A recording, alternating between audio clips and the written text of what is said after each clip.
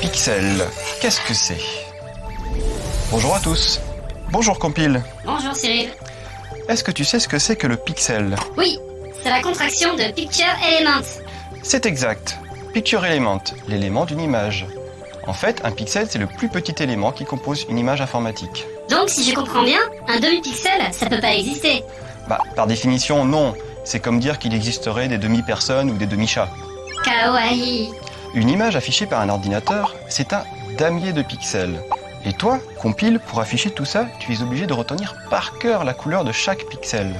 Ah oui, mais plus il y en a, plus je vais avoir besoin de mémoire. Mais exactement. C'est pour ça qu'il y a plusieurs dizaines d'années, les ordinateurs n'avaient pas beaucoup de mémoire et ne pouvaient donc pas afficher beaucoup de pixels. Et pas beaucoup de couleurs non plus. Mais plus la technologie augmente et plus les ordinateurs gagnent en mémoire.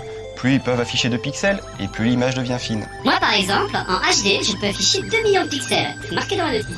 Et oui, alors que ton grand-père, l'Apple II, ne pouvait afficher que 50 000 pixels, ce qui est déjà pas mal. Oh grand-père. Est-ce que ça veut dire qu'il ne pouvait pas afficher la même résolution que moi?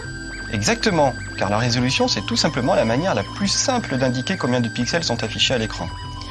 Reprenons notre damier de pixels. Par convention, les humains ont décidé d'indiquer la taille de ce damier de pixels en largeur et en hauteur. Par exemple, l'Apple avait une résolution de 280 par 192, ce qui fait environ 50 000 pixels. Mais ça suffisait 53 760 pixels? C'est quand même moins qu'un téléphone portable. Pour afficher notre alphabet occidental, oui. Mais par exemple, au Japon, il y a eu des ordinateurs avec beaucoup de pixels très tôt pour pouvoir afficher les caractères japonais de manière lisible. Mais comment ils faisaient? Ils coûtaient plus cher, donc ils avaient plus de mémoire que ton grand-père.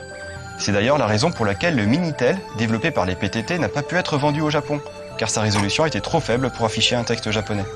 Les données ont été traitées. Sauvegarde en cours.